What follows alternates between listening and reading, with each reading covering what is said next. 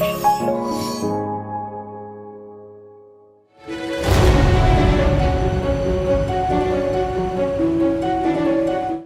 there and a very good evening. This is a Newsfirst special edition on a topic called Harassment and Violence in the midst of COVID-19, an unspoken pandemic. Now, before we delve deeper into this subject and our topic, I would like to introduce our panelists tonight. We are panelists this evening. We are actually having an online discussion keeping in line with the new normal because of COVID-19 and health and safety guidelines. So to introduce our panelists this evening, we are joined by Ms. Savitri Jayasekara from Women in Need. She is the Executive Director of Women in Need, which is a non-government organization or a non-profit organization that helps women who have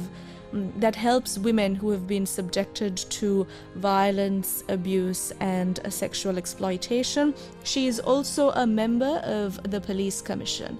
We are also joined by SSP Bimshani Jasin Arachi, who is the Director of the Women and Children's Bureau of the Sri Lanka Police. Also, we are welcomed by Nurse Ramya Pushpa Desoisa, the Chief Nurse of the National Hospital in Sri Lanka. And our final panelist this evening is Mr. Hans Bilimoria, who is the Executive Director of the Grassrooted Trust, which is also another entity that ensures social and community well-being of marginalized individuals and families. A very good evening to all of you.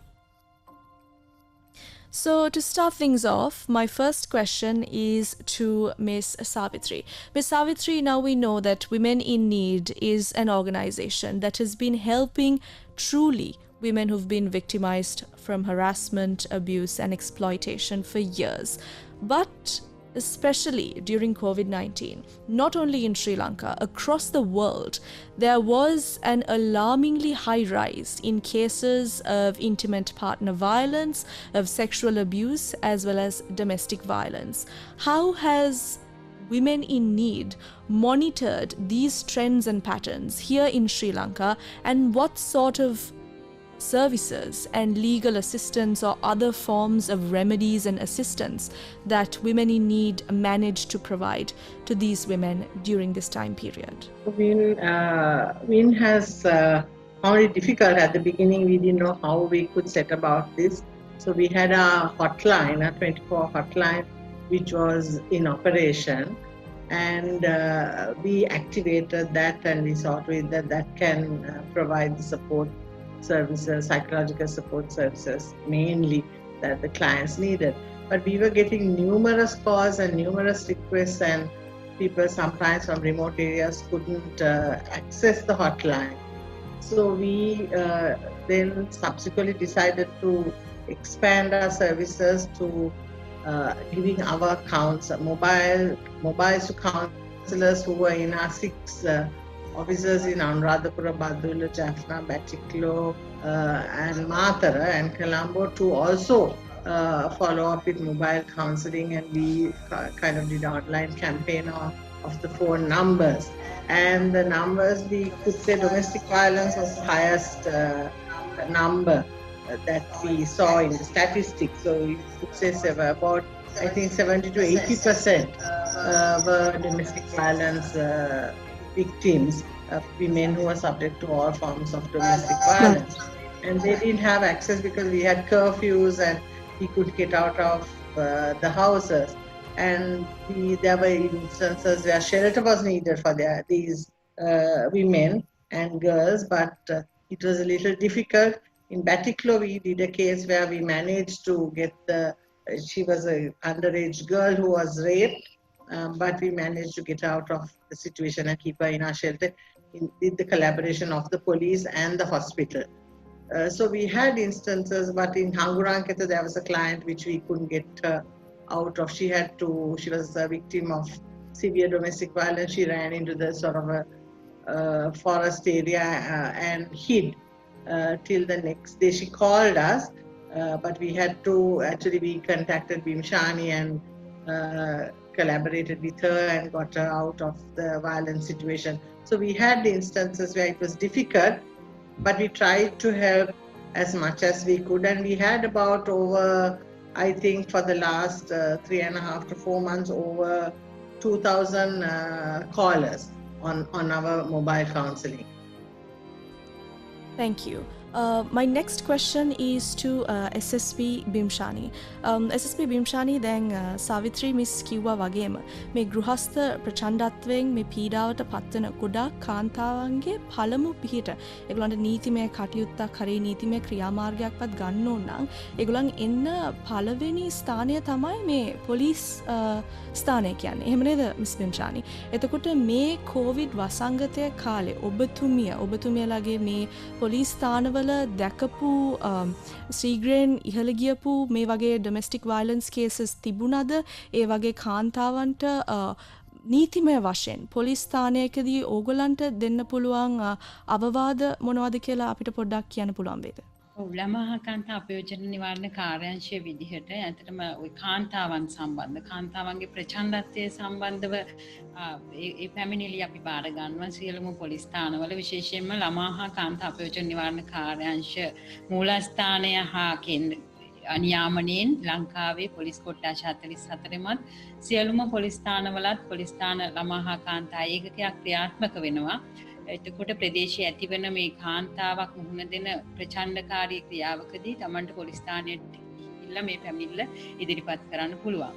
දැන් Covid කාල සීමාවේ Covid වසංගත කාල සීමාවේ ඇත්තටම අපේ හොට්ලයින්ස් ක්‍රියාත්මක වුණා දිගටම. ඒ වගේමයි අපේ නිලධාරීන් ශේෂ්ත්‍රයේත් හිටියා. මගේ ළමා හා කාන්තා කාර්යාංශ නිලධාරිනියන් මේ ක්‍රියාදාමයේත් නියැලෙමින් හිටියා. ඒ වගේම අපිට එක්ක සම්බන්ධ වන සේවා සපයන ආයතන හරහා අපිට හුඟා වික්ටිම්ස් ලව යොමු වුණා. ඒ වගේම මගේ නිලධාරියන් සාවධානව ඒකට අහුම්කම් දෙනවා. අපි යන්න ඕන ප්‍රතිකර්මය මොකක්ද කියලා බලනවා. අපරාධ නීතියෙන් පහර දීම බරපතල තුවාල කිරීම වගේ තත්ත්වයක් නම් ඒකටත් ක්‍රියා කරන්න පුළුවන්. ඒ වගේමයි ගෘහස්ත හිංසන පනතේ ප්‍රතිපාදක හොයා ගැනීම තුලත් අපි ටිකින් ටිකට කරන්නේ මේ හිංසනයට පත්වෙන කාන්තාව මේවෙන් බලක්වා ගැනීම සඳහා රක්ෂණයක් දෙන්න අපි ක්‍රියාත්මක වීම. ඉතින් මගේ නිලධාරිනියන් මේ කාල සීමාවෙත් මේ විදිහටම ක්‍රියාත්මක වුණා. මත්පැන් භාවිතය හින්දා මත්පැන් වන වෙනත් මත්ද්‍රව්‍ය භාවිතය හින්දා මේ හිංසනයන් මේ පෞල් සංස්ථා තුළ ඇති වෙලා තිබුණා. ඒ සම්බන්ධව කාරණා අපි හමුවට ආවා. ඒ සම්බන්ධව අපි ක්‍රියාත්මක වුණා. හරි බොහොම ස්තුතියි. මම මේ ප්‍රශ්න දැන් අහන්න කැමතියි අපේ ඉන්න හැම පැනලිස්ට් කෙනෙක්ගෙන්ම. ඕගොල්ලන් ඕගොල්ලන් ළඟ තියෙනවා මේ ගෘහස්ත හිංසනයේ ගෘහස්ත ප්‍රචණ්ඩත්වය ගැන.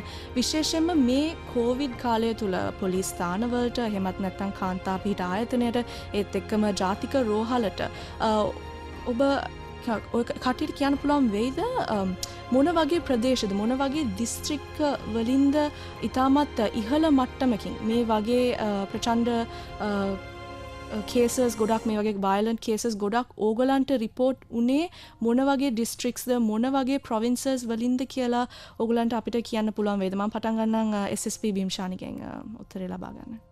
ඔව් ඇත්තටම මේ ප්‍රචණ්ඩත්වය සම්බන්ධ සංඛ්‍යාදත්ත විශ්ලේෂණයේදී මට හුඟක්ම පෙනුනේ මේ වාර්තාවෙන් බොහොමයක් ආවා. උතුරු මැද දකුණ සබරගමුව වයඹ වගේ පළාත්වල බස්නාහිරත් ආවා. ඒකට මේ සමාජ පන්ති ભેදයකින් තොරව මේ හිංසනය එළියට එනවා විවිධාකාර හේතු නිසා. විශේෂයෙන්ම මේ ප්‍රචණ්ඩත්වය මං කිව්වා වගේ ග්‍රාමීය මට්ටමේදී අර මත්පැන් භාවිතය ඊළඟට මත්පැන් නොවන වෙනත් මත්ද්‍රව්‍ය භාවිතය මත්පැන් නොමැතිකම නිසා සිදුවන ආතතිය නිසා ඊළඟට දුප්පත්කම වෙනත් ආර්ථික හේතුන් මත ඊළඟට සැකය අනියම් සම්බන්ධතා ඒ වගේ දේවල් මත හුඟක් ගෘහස්තයන් තුළ අන්‍යෝන්‍ය අවබෝධයක් නොමැතිකම දරුවන්ගේ ප්‍රශ්න වගේ කාරණා රාශියක් හින්දා මේක අපේ සමාජයේ එළියට එනවා. ඉතින් විශේෂයෙන්ම මෙන්න මේ පළාත්වල තමයි මට වැඩිපුරම මේ දත්ත වාර්තා පදනම් කරගෙන මේක දකින්න ලැබුණේ. Ms. Savitri, would you want to add something regarding the statistics that you all would have found in terms of a high number of cases of domestic violence and harassment reported, let's say, even provincial-wise or even district-wise? District-wise, the areas that we work in, mainly in the 6 areas, as drop-in clients, we get a lot in Colombo, but Matara, Patiklo, Anuradhapura has also very high numbers. I can see throughout the years, for the last 30 years, that there has been a tremendous increase in the number of domestic violence victims who come to us. I mean, roughly we get for a year, I think with the repeat numbers, it's over 50,000. Which is a very high number. And this is also, we are just touching the tip of the iceberg, I think, because we don't do a lot of awareness. There are still a lot of areas that we need to access. But the brutality inflicted on women who are subject to domestic violence and young girls has become more violent, more brutal. And during the COVID period, even if the husbands or partners couldn't access alcohol or drugs, the victim was the wife or the partner, and she was badly beaten up or abused, and a lot of sexual abuse cases also within the last 4 or 5 years. And a number of cyber clients also, especially among the youth between 15 to 30, at WIN, we see a big increase in that number. Again, lack of awareness, not knowing how to protect themselves, a lot of issues about attitudes. Still, they want to consider it a very private matter. How society looks at it. There are lots of issues that the women and the girls face when they want to come forward, and no woman has come forward the first time they are beaten. Always it is a few years of beaten and being abused. And they look at the children, they look at the family. So it is a big step for a woman to come forward, even to women in need, without going to the police to ask for help. And the legal services we provide also, during this COVID, it had increased, and there were lots of issues because the courts were closed. The women couldn't access maintenance payments, which left the women more vulnerable and more susceptible to abuse. So they couldn't, their economic needs were not met. Although there was a court order to pay maintenance, they couldn't access that. So there were lots of issues these women and girls faced, especially during the COVID. Lot of social issues, their protection, their security in the house. I mean, in the middle of the night, they could be beaten up and chased out, and there was nothing much you could do because the police also had a lot of responsibility in due period. So where could they go to? Although WIN has 3 shelters in 3 areas, even WIN's accessibility to roads and, curfew passes was limited. So there are lots of things we need to do, and we can see that the problem is growing. And the issues of domestic violence, the reasons are also expanding and broadening. So unless the country decides to look at this very seriously as an issue that is growing, we will have another generation of having huge problems with the youth. So we need to look at it very seriously. So far we've been speaking to SSP Bimshani and Ms. Savitri Vijayasekara from Women in Need regarding the trends and patterns of increasing amounts of violence that they have seen throughout an island-wide lockdown here in Sri Lanka because of COVID-19. So now I would like to ask Nurse Ramya Pushpa Disoisa. Nurse Ramya, අපි දැක්කා ඔබතුමියගේ Facebook ගිණුමේ ඔබතුමිය සටහනක් දාලා තිබුණා motor accidents අඩු වුණාට මේ COVID-19 වසංගතයේ තිබිච්ච කාලේ ගෘහස්ත ප්‍රචණ්ඩත්වය නිසා ඉස්පිරිතාලයට ආපු ගණන ඇත්තටම සීග්‍රේන් ඉහළ ගිහිලා තිබුණා කියලා ඔබතුමියත් ඇත්තටම ගොඩක් කනගාටු වුණා කියලා ඒ වගේ දෙයක් දැකපු නිසා දැන් අපි දන්නවා මේ වගේ පීඩාවට පත්වෙච්ච කාන්තාවක් ඉස්පිරිතාලයට එනකොට ඒගොල්ලන් physicallyත් ඒගොල්ලන් ඉන්නේ ගොඩාක් ලොකු අමාරුක ඒ වගේම emotionally ඒගොල්ලන් ගොඩාක් බයයි ඒගොල්ලන් ගොඩාක් පීඩාවට පත්වෙච්ච කට්ටියක්. ඉතින් ඉස්පිරිතාලක මේ වගේ කාන්තාවන්ට ඔබතුමියගේ කාර්ය මණ්ඩලයයි මොන වගේ පිහිටක්ද ලබා දෙන්නේ ඒ වගේම ඒගොල්ලන්ට තව නීතිමය කටයුතු වලට යන්න ඕන නම් ඒ වගේ දේවල් වලට මේ වගේ women in need ඒ වගේම පොලිස් ස්ථානයකට යන්න ඕන නම් ඉස්පිරිතාලයක් වශයෙන් එතුමිය දෙන සේවාවන් මොනවද කියලා අපිට කියන්න පුළුවන් වේද? ඇත්තටම මම මුලින්ම සංඛ්‍යාලරිත්‍යත් එක්ක ඔබට කතා කරන්නම්. ඔබ දන්නවා දැන් සාමාන්‍යයෙන් අපිට මේක පේනවා නම් අපේ සාමාන්‍ය කොවිඩ් වසංගතයේ එන්නට පෙර ආතුව අපිට සාමාන්‍ය රෝගීන් 8000ක් 10000ක් වගේ සංඛ්‍යාවක් තමයි රෝගී රෝහල්ගත කරන්නේ. එතකොට දැන් මේ සංඛ්‍යාව ඔබට බැලුවොත් තේරෙනව ඇති කොවිඩ් වෛරසයත් එක්ක ක්‍රමක්‍රමී සංඛ්‍යාව පහළ බැස්සත් කාන්තා හිංසනයේ පහළ බැහැලා නැහැ. දැන් ඔබට පේනවා ඇති එකම එක මාසයයි ඒ තත්ත්වය අඩු වෙලා තිබ්බේ 87ක් රෝගීන් ඇවිල්ලා තිබ්බ අප්‍රේල් මාසේ. නමුත් අනිත් හැම මාසෙම 158 ගානේ කොවිඩ් වෛරසයේ කාලෙත් ආව. කොටින්ම කොවිඩ් වෛරසයේ කාලේදී ඔබ දන්නවද මේ 6000ක් පමණ රෝගීන් සමස්ත රෝගීන් හදිසියනතරට වාර්තා කරත් 203ක්ම ඇවිල්ලා හිටියේ කාන්තා හිංසනයට ලක් වුණා.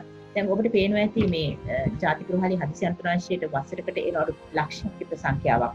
මේ වසරකට එන සංඛ්‍යාවේදී ඔබ දන්නවද සාමාන්‍යයෙන් කාන්තාවක් දිනකට 8 දිනක් නැත්නම් 10 දිනක් ප්‍රහාර වීමට ලක් වෙනවා. ඒතර මාසයකට 250ක් කාන්තාවන් එනවා. ඒක වර්ෂයකට 3000ක් පමණ එනවා.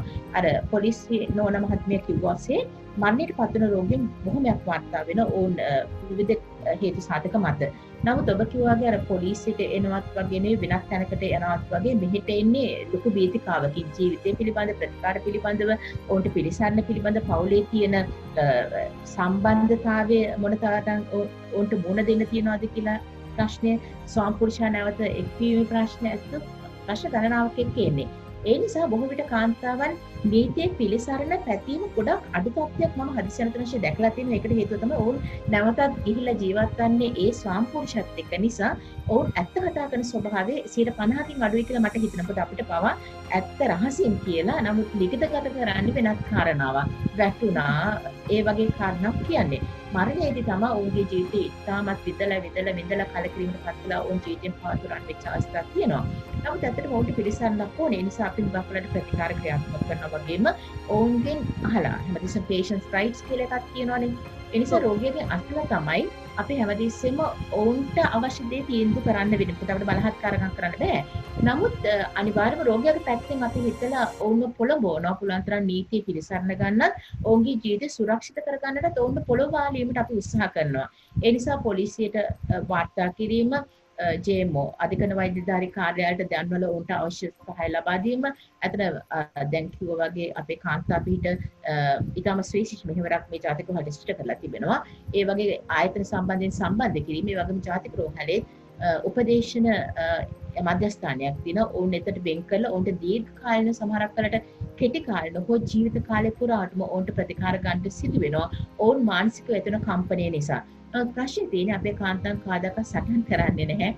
ඔවුන්ගේ පෞල් ජීවිතේ පුරාට මොකද එක්ක දරුවා ගැන හිතනවා, එක්ක තාමාගේ ස්වාම්පුරුෂයා ගැන හිතනවා, වැටෙන බලේ කොහොම හරි ඉන්නවා කියලා හිතාගෙන දුක්කම විඳගෙන දුක්කම සැරිසරාගෙන තමයි කාන්තාවන් ඉන්න උත්සාහ කරලා තියෙන්නේ. ඒ නිසා මට මතකයි ඒ කාන්තාවන් හිටිය තාමත් දැඩි ලෙස ඔහුගේ ඇයගේ ස්වාම්පුරුෂයා මතට ඇබ්බැහි වෙලා තිබ්බා. ප්‍රේම කරන කාලෙත් දැනගෙන හිටියට ඇය හිතුවා ඇයගේ ප්‍රේමය නිසා ඔහු වෙනස් වෙයි කියලා. නමුත් ඔහු වෙනස් වුණේ නැහැ. මේක කාන්තාවන්ට හොඳ උදාහරණයක්. ප්‍රේමයේදී සුදුස්සා තෝරා ගැනීම ජීවිතේ ඉතාමත් වැදගත් වෙනවා. එතකොට මේ දවසක් මේ කාන්තාව ඉතාමත් සිහින් රත්තරන් ඇයට තිබුණ එකම මාලේ ඉතාමත් සුළු රත්තරන් ප්‍රමාණයක් තියෙන මාලයක් දාගෙන හිටියා. ඒක ගන්නට ඕන එක සටන් කරද්දී මත්ද්‍රව්‍ය ගන්නට සල්ලි නැති නිසා ඇය ඒක දෙන්න ප්‍රතික්ෂේප කරපු නිසා ඇයගේ කට දැඩි ලෙස දැලිපියකින් පාරකින් කපලා එවලා තිබ්බා. ඉතින් ඇත්තටම අපි ඇයට කිව්වා ඇයිව නීති පිළිසරණ ගන්න නැත්තේ කියලා. ඊට පස්සේ ආපුවා මිස් අද නම් මම කිව්වත් නොකියවත් පොලිසියට යනවා කියලා කියා. නමුත් අපි බරපතල තත්ත්වයකට තියෙනවා. ඇය පොලිසියට ගිහලා අනිත් පැත්තට එනකොට ඇය ඔහු දැඩි ලෙස මත්වලට ඇබ්බැහි වෙලා ඇය ඊළඟට අපි බාරගත්ත මිනිහෙක් ලෙස මృత ශරීරයක් ලෙස කාන්තාවන් හරියට දුක් විඳින නිසා මේ ජීවන රටාවේ අපි මුලින් ඉඳන්ම අධ්‍යාපනය වෙනස් කරන්න ඕනේ. කුංචි දරුවන්ට අධ්‍යාපනය ලබා දෙන්නට ඕනේ. මත්ද්‍රව්‍යවල තියෙන ඵල විපාකේ අපි ලබා දෙන්නට ඕනේ. විවාහ ජීවිතයේ ඵලය පිළිබඳ අවබෝධයක් ලබා දෙන්න ඕනේ. මේක අපි හිතන තරම් සරල නෑ. අපි දන්න බොහෝ කාන්තාවන් විවාහ ජීවිතයේදී ඔවුන් සුන්දරයයි කියලා හිතන දේ ඔවුන් ලබන්නේ නෑ. හුඟක් කාන්තාවන් දුක් විඳින විවාහ ජීවිතයේ කොමන තත්ත්වයක හරි අර සවිත්‍රී නෝනා මහත්මිය කිව්වා වගේ මොන තරාතිරමක කෙනෙක් වුණත් හරියට දුක් විඳිනවා. නොගැලපීම් මානසික නොගැලපීම් අතිශය බරපතල අර්බුදයක් ලෙස දකිනවා. මොකද කොවිඩ් කාලයේදී ඉතාමත් බරපතල ලෙස කාන්තාවන් හිංසනයට ලක් වෙලා තිබ්බා. ඒ කාලයේදී කාන්තාවන් දෙදෙනෙක් සියදිවි හානි කර ගැනීමට පිළිසීමට ලක් වෙලා තිබුණා මගේ මතකයේ හැටියට. ඒ නිසා මේක අපි ඉතාමත් වටිනා සමාජ තලයේ තුල කතිකාවක් ඇති කර ඇයට පිහිටක් ලබා දීමට උත්තරයක් සපයා ගැනීම වැදගත් වෙන මෙවැනි කතාවකදී. බොහොම ස්තුතියි Nurse Pushpa. My next question is to Mr. Hans Bilimoria from the Grassrooted Trust. Now, we spoke about issues of abuse, sexual abuse, harassment, and domestic violence. Another trend that we have seen even before COVID-19 is another form of violence that has sort of been rising and been on the rise throughout is cyberbullying, cyber harassment, and cyber crimes. So, was there a significant rise in these forms of cyber crimes and harassment during COVID-19, during a lockdown as well, Mr. Hans? Yeah, I think there was a definite rise because, like everything else, like all the other panelists have said here, what we're dealing with in terms of cyber violence or cyber exploitation is that is just another manifestation of gender-based violence. What we're dealing with here is gender-based violence. What we're dealing with here is intimate partner violence. So what happens in the cyberspace is just yet another manifestation, really. And it's interesting here to me because you have gathered 4 panelists who are basically on the front lines of responding to this in terms of women in need or the police or the medical community or us, much like women in need, we respond. But we really need to look at, and what Nurse Pushpa said and what Savitri also said, we really need to look at education really. Because Savitri said that she has seen numbers go up for the past 30 years. Nurse Pushpa is talking about consistent numbers. SSP Bimshan is talking about consistent numbers. What this really points to is our attitudes really and our behavior. So what is it about the sense of male entitlement? මේ අයිතිය කොහොමද අපි පිරිමින්ට දීලා තියෙන්නේ දැලිපියකින් කපන්න. ඒ අයිතිය කොහෙන්ද දැලිපියකින් කපන්න. ඒ වගේ දෙයක් කරන්න පුළුවන් කියලා කවුද අපේ ඔලු ගෙඩියට පෙව්වේ? කවදාද ඒක අපි කරේ? So these are the questions that we have not asked. And I think even in terms of the media, how do you portray the man and how do you portray the woman? What is that ideal man? What is that ideal woman? පිරිමි කම කියන්නේ මොකද්ද? ගැහැණු කම කියන්නේ මොකද්ද? We are not having these conversations enough. So what we're doing is we're dealing with this fallout, we're dealing with the violence, we're dealing with the exploitation, we're dealing with horrific instances. But we are not really looking at prevention. Why aren't we doing that as a country? Why isn't the Ministry of Education, why isn't the National Institute of Education අපි දැන් කටක් කැඩෙනකම් මෙව කියලා ඉවරයිනේ.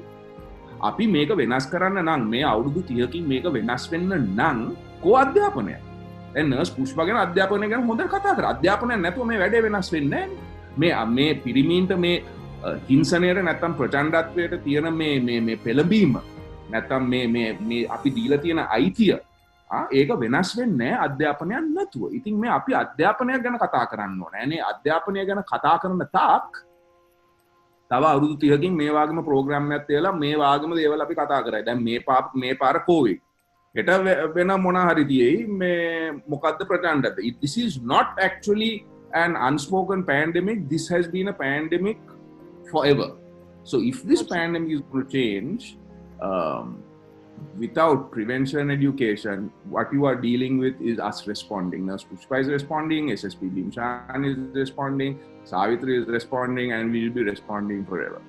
Right. So now that you brought out the fact that everyone here is more or less of a first responder in these sort of instances, how can someone who has been a victim of cyber harassment or cyber exploitation, like you pointed out, what are their sort of redress and remedies? Because we are well aware of what we need to do when it comes to, in terms of domestic violence, it's at least something, we have a hotline, we have somebody to call to. But when it comes to this issue, which I feel has been relatively new in terms of handling in Sri Lanka, what can such victims do? Because we hear these cases of exploitation, of bullying, of harassment almost every day on social media in itself. But a lot needs to be done in terms of sort of rectifying it. Do we have enough legal backing for someone who has been harassed or bullied online, or is CERT doing enough? How can people connect or contact CERT if they have such an issue? the key question here, to be frank, is that CERT is not a responder. I think that needs to be very clear right from the start. CERT has a different mandate. So if you go to CERT, CERT is going to send you back to the CID, or they're going to send you to Bhimshani's unit. Yes, so exactly, I would like to know what this process is for somebody. Yeah, so the process is, currently the process is, we encourage people to go straight to the police. So you either go straight to the Women and Children's desk, and if the Women and Children's desk is not in a position to handle it, then they will liaise with CID.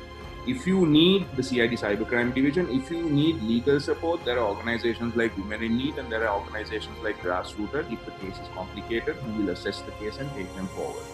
If there is a website that you want to share, you can share bakamuno.lk, and if you go to bakamuno.lk, it's in Sinhala, Tamil and English. භාෂා තුනෙන්ම තියෙනවා මොකද්ද කරන්න ඕනේ. කොහොමද CID එකට යන්නේ, කොහොමද Women and Children's Desk එකට යන්නේ, ඊට අමතරව කොහොමද කාන්තා පිටට යන්නේ, Grassrooted එකට එන්න ඕන නම් ඒක කොහොමද කරන්නේ. ඒක ලිඛිතව තියෙනවා සිංහලෙන්, දෙමළෙන් සහ ඉංග්‍රීසියෙන්. ඒත් මෙතන ප්‍රශ්නේ තියෙන්නේ, again, one of the reasons that you are unaware of the process to follow is because there is not enough prevention awareness. Again, coming back to Savitri's point, coming back to Nurse Pushpa's point, coming back to the difficulties that SSP Bhimshani deals with. අපි අධ්‍යාපනය ගැන කතා කරනවා අඩුයි. දැන් මේකත්, if you want to talk, the reason you don't know is because there is no prevention education. The reason you don't know is because there is not enough awareness. System එක තියෙනවා. Then Bhimshani, the SSP Bhimshani is a crucial part of the system. Women in Need is a crucial part of the system. Sri Lanka Police CID Cybercrime Division is a crucial part of the system. Now, අපි දැන් ඔයා CERT ගැන කතා කරේ, CERT එකට යන්නේ CERT වාර්තා. If CERT is not mandated to take action, they can't take action. So CERT will be able to refer you further again. So that is why an understanding of this process, a simple, even a lesson in textbooks, saying that මේ වාගේ දේවල් වෙනවා. අපි මේ සමාජ web අඩවි හරහා මෙව්ව වෙනවා. සමාජ වෙබ් අඩවි හරහා, ෆෝන් හරහා, අන්තර්ජාලයක් හරහා, පරිගණක හරහා මෙව්ව වෙනවා. That discussion is not happening. We are not having that discussion with our young children. Now, Savitri talked about 15-year-old victims. The victims in terms of cyber can be as young as 11. Phone එකක් ගත්ත ගමන්ම මේක වෙනවනේ. පින්තූරයක් යවන්න. මොන වගේ පින්තූරද? දැන් boyfriend ලා girlfriend ලා අතර නිර්වත් ඡායාරූප හුවමාරු වෙනවා. ඒ නිර්වත් ඡායාරූප හුවමාරු වෙන්න හේතු කිහිපයක් තියෙනවා. මූලික හේතුව මොකද? ආදරය, මේ සම්බන්ධතාවය, මේ විශ්වාසය. It has become a symbol of fidelity. Girls and boys are exchanging photographs or nudes, as we call them, on Sinhala kiwa nirvat chayaroopa, video hadanawa.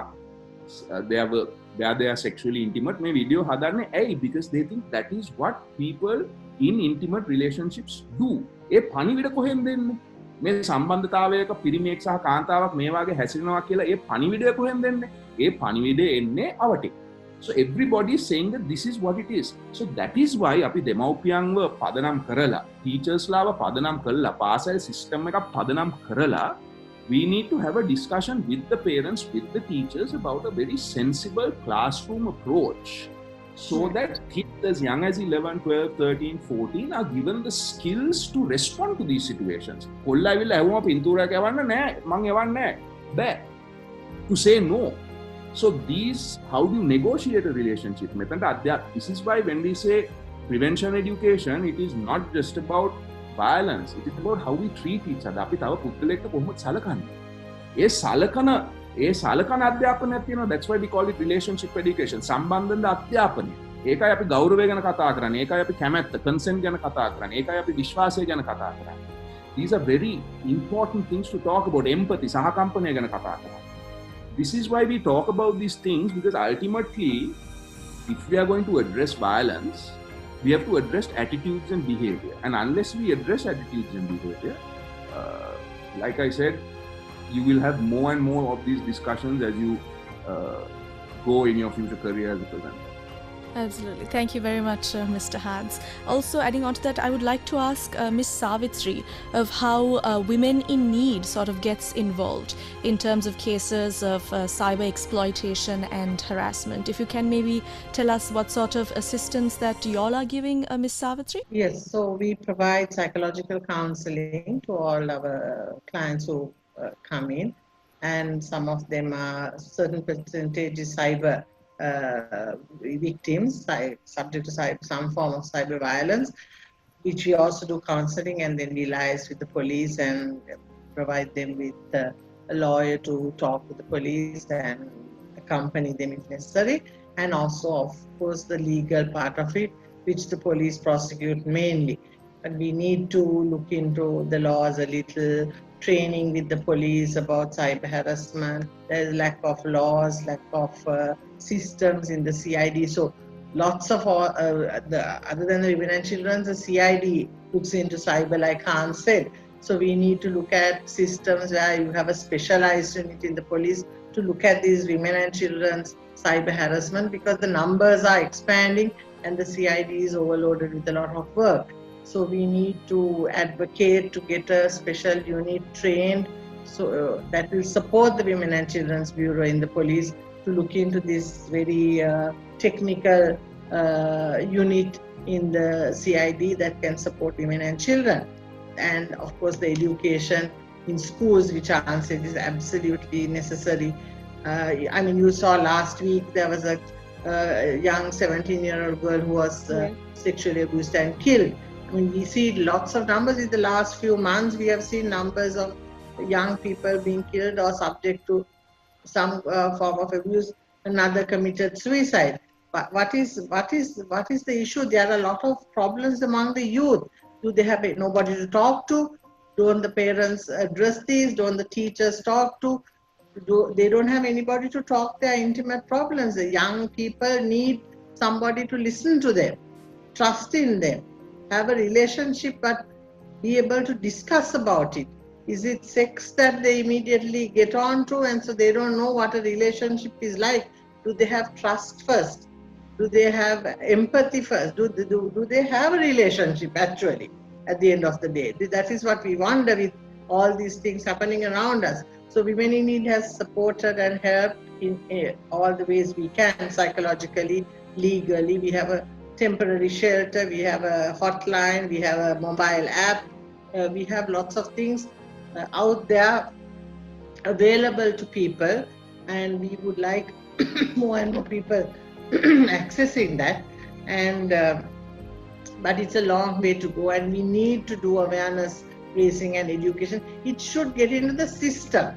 It is not me talking here, Hans talking here, Pushpa talking here, Bhimshan. It needs to get into the education system where everybody is made aware of what it is like and what their rights are and what their duties are. So we need our authorities, our policymakers, our role models to look into this and address this problem and go forward with a new era where children can talk to teachers, children can be educated about this, and children have access to information. Thank you very much, Ms. Savitri.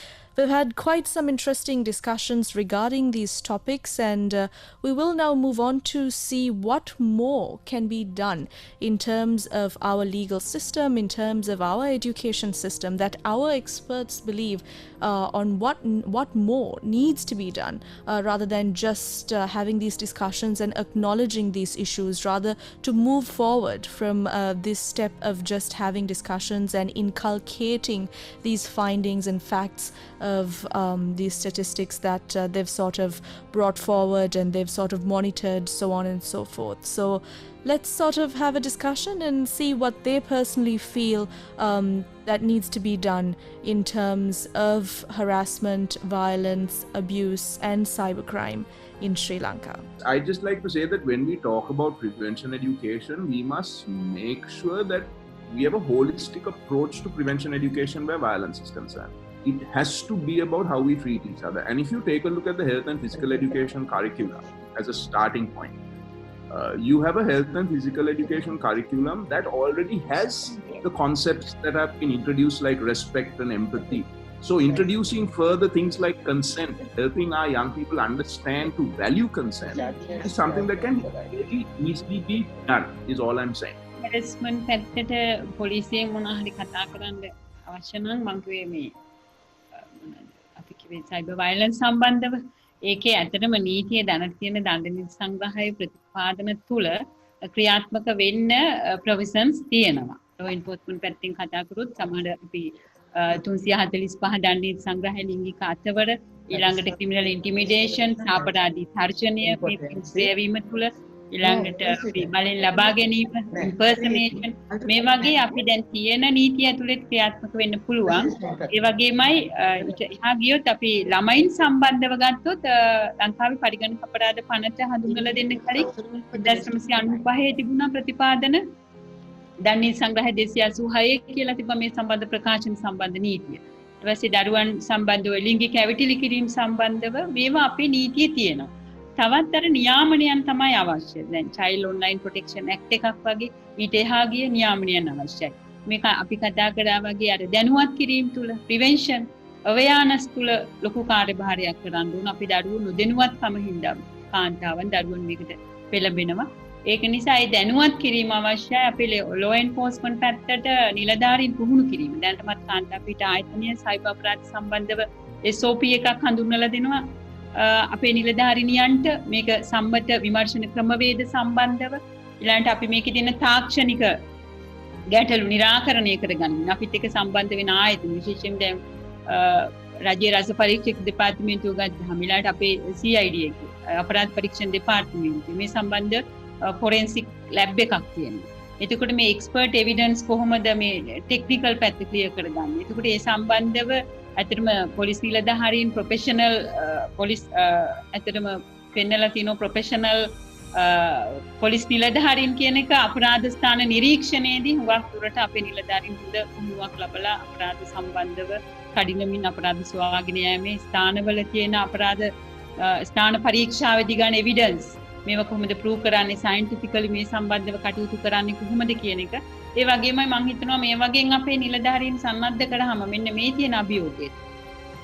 දැන් මේ හඳුන්වලා දෙන SOP එක වගේ සම්මත විමර්ශන ක්‍රමවේද සම්බන්ධව. ඊට පස්සේ අපි මේ හඳුනාගත් පැතිකඩයන් සම්බන්ධව විමර්ශන දැනුම ලබා දීලා ඊට එහාට මේ කොහොමද අපි මේ සම්බන්ධව ක්‍රියාත්මක වෙන්න ඕන කියන එක හඳුනාගත්තත් අපිට ලොකු කාර්යභාරයක් මේ සයිබර් අපරාධ චැලෙන්ජ් එකක් කරගන්නේ නැතුව අර දැනුවත් කිරීමත් මේ පුහුණුවත් තුළ අපිට මේ තියෙන අභියෝගය ජය ගන්න පුළුවන්. ඒකට තියෙන නීතියේ ඇත්තටම තියෙනවා තවදුරටත් මෙන්න මේ වගේ අංශ වලින් අපේ අවශ්‍යතාවයන් තියෙනවා. විශේෂයෙන්ම Child Online Protection Act එකක්. මොකද අපේ ඔය මේ සාමාන්‍ය conditions තිබිලා service providers ලාත් එක්ක agreement තිබිලා මේවා monitoring system එකක් ක්‍රියාත්මක වෙන්න වෙන. awareness පැත්තට යනවා නම් safety tips සම්බන්ධව දරුවන් දැනුවත් කරනවා නම් ඒ වගේමයි මේවයි අර limited අපි මේක අවභාවිතයන් නොවෙන්න දැනුවත් කිරීම වෙනව නම් එතනත් අපි ලොකු prevention පැත්තේ ලොකු කාර්යභාරයක් තියෙනවා. Just one comment about the law. Law. The law when we go to court, the procedure, the process has to need to be very victim friendly, understanding, sensitive, so that you give them the confidence to go to access the process of law, and also the judiciary and the law enforcement agencies to go sensitive to women victims of violence when they access the legal process, because sometimes the women are reluctant to take legal action because they don't feel confident that they will be protected. So sometimes you have to look at the amendment of laws, and you have to look at the processes to be more victim friendly, and also the sentencing sometimes of perpetrators.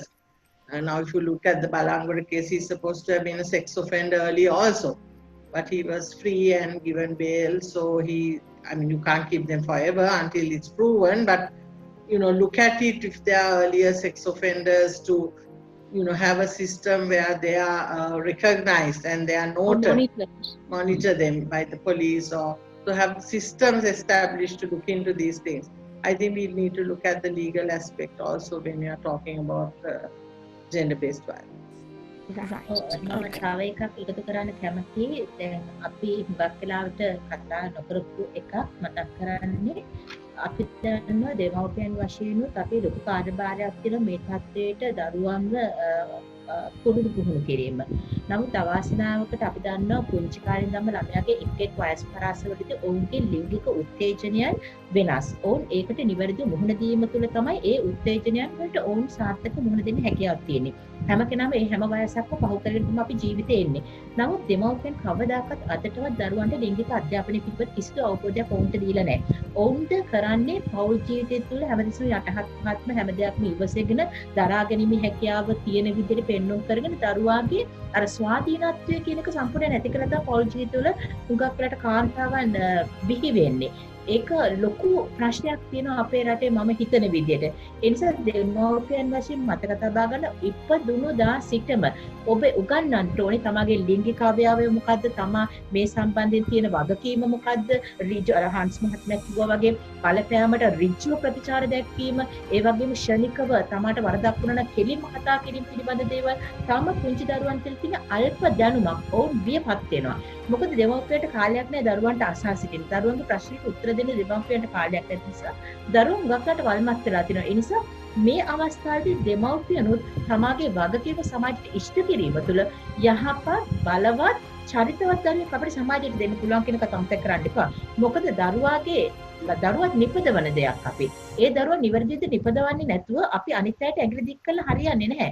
ඒ නිසා දෙමව්පියන් ලෙස තමාගේ වගකීම නිසි පරිදි ඉෂ්ට කරන්න මුල සිටම ලිංගික අධ්‍යාපනය පිළිබඳව හොඳ අධ්‍යාපනයක් ළමයට දෙන්න. මොකද හුඟක් අය මේ ලිංගික අධ්‍යාපනය දෙන ක්‍රමවේදයන් දන්නේ නැහැ. ඔවුන් කතා කරමුත් අයියෝ කොහොමද දරුවන්ට කතා කරන්නේ කොටින්ම ඔබ දන්නවද කාන්තන් වැඩි පිටපත්යෙන් පවා දෙමව්පියන් කතා කරන්නේ නැහැ. සමහරක් දරුවන් මට මුණ ගැහිලා තිනවා ගර්භිත තත්ත්වයටපත් වෙලා. නමුත් ඔවුන් දන්නේ ඇය ඔවුන් ගර්භිත තත්ත්වයටපත් වුණාද කියලා සමහර තරුණයන් දන්නේ. ඔබ විශ්වාස කරන මේ 21 වන සතවර්ෂයේ අපි ජීවත් වුණාට ඔබ නොදකින බොහෝ දේවල් පොරොහල තුල අපි දකිනවා.